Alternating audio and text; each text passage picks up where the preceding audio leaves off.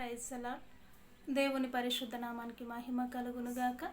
చక్కటి అవకాశాన్ని దయచేసిన దేవాతి దేవుడికి ప్రత్యేకమైనటువంటి వందనాలు తెలియజేస్తూ ఉంటున్నాను. ఈ ప్రత్యేకమైనటువంటి సమయంలో పరిశుద్ధ గ్రంథంలో నుండి ఒక లేఖనాన్ని మనం చూసుకుందాం. యెషయా గ్రంథము 53వ అధ్యాయము 5వ వచనాన్ని మనం చూసుకున్నట్లయితే, మన అతిక్రమ క్రియలను బట్టి అతడు గాయపరచబడెను, మన దోషములను బట్టి నలుగగొట్టబడెను, మన సమాధానార్థమైన శిక్ష అతని మీద పడెను, అతడు పొందిన దెబ్బల చేత మనకు స్వస్థత కలుగుచున్నది. ఈ వాక్యమును మనము గమనించినట్లయితే, ఈరోజు గుడ్ ఫ్రైడే సందర్భంగా ప్రభువైనటువంటి యేసుక్రీస్తు వారిని సిలువకు వేసినట్టుగా మనము పరిశుద్ధ లేఖనాలు మనకు తెలియపరుస్తూ ఉంటున్నాయి.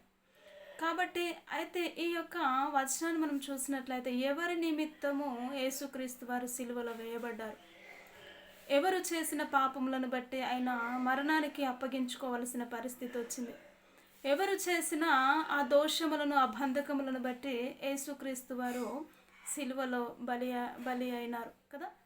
ఇక్కడ గమనించినట్లయితే, మన అతిక్రమ క్రియలను బట్టి అతడు గాయపరచబడను. మన అనగా ఎవరు? నీవు చేసిన క్రియలు, నేను చేసిన క్రియలను బట్టే దేవుడు ఈరోజు సిలువలో వేయబడిన సిలువలో గత కొన్ని వేల సంవత్సరాల క్రితము కల్వరి సిలువలో అప్పగించుకున్నట్లుగా మనం చూస్తూ ఉంటాం కదా.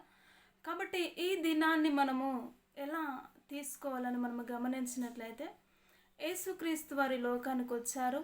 ఆయన ఒక మానవుని కొరకు, మానవులు పాపములో జీవిస్తే పాపము వలన వచ్చు జీతము మరణము అని తెలిసి, ఆ యొక్క పాపము వలన వస్తే జీతము మరణము, మరణానికి అప్పగించవలసి వస్తుంది, ఆ పాపములో చనిపోయిన వారు నరకానికి వెళ్తారు అని తెలిసి, యేసుక్రీస్తు వారు నా బిడ్డలు నరకానికి వెళ్ళకూడదు, నా బిడ్డలు పరలోకానికి వెళ్ళాలి అని ఆయన దేవుడై ఉండి కూడా దీనుడిగా, దరిద్రుడిగా ఈ లోకానికి దిగి వచ్చి, ఇదిగో ఆయన మన కొరకు, నీ కొరకు, నా కొరకు సిలువలో బలియాగమైనట్టుగా మనం చూస్తూ ఉంటున్నాం.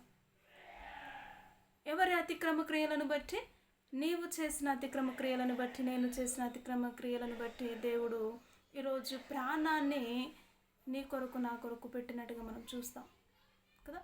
కాబట్టి ప్రియ సహోదరి, సహోదరుడా, యేసుక్రీస్తే మన కొరకు తన ప్రాణాన్ని అర్పించాడు. మన కొరకు ఎవరు కూడా ప్రాణాలను అర్పించలేరండి.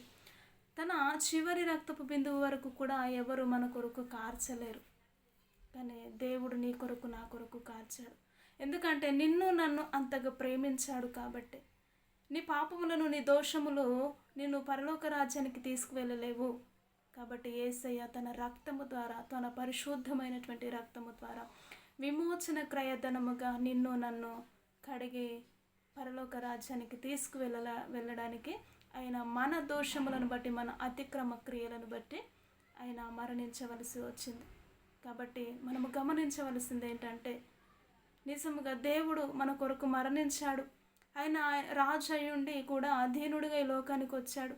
ఆయన స్వారూప్యాన్ని కోల్పోయాడు. ఆయన అనేకమైనటువంటి వారి చేత తృణీకరించబడ్డాడు. ఎవరి కొరకు? నీ కొరకు, నా కొరకు. అంత త్యాగము చేసిన యేసయ్య కొరకు మనం ఏం చేయాలి? నువ్వేం చేస్తూ ఉంటున్నావు?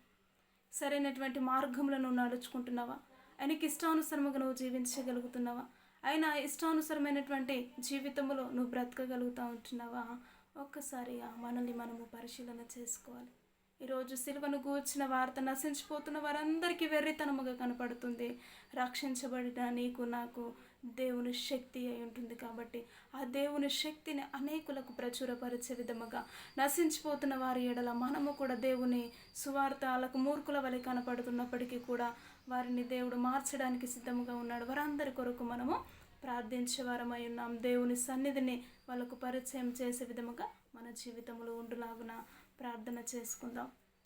సకల ఆశీర్వాదములకు కారణభూతుడానికి వందనాలు. నిజముగా మా అతిక్రమ క్రియలను బట్టే దేవా మీరు మా కొరకు, నా కొరకు ప్రాణాన్ని విడిచారు. దేవా నీలాగా ఈ లోకంలో మమ్మల్ని ఎవ్వరూ ప్రేమించలేదయ్యా. అందును బట్టి నీ కృతజ్ఞతాస్తుతులు, స్తోత్రములు చెల్లించుకుంటున్నాం.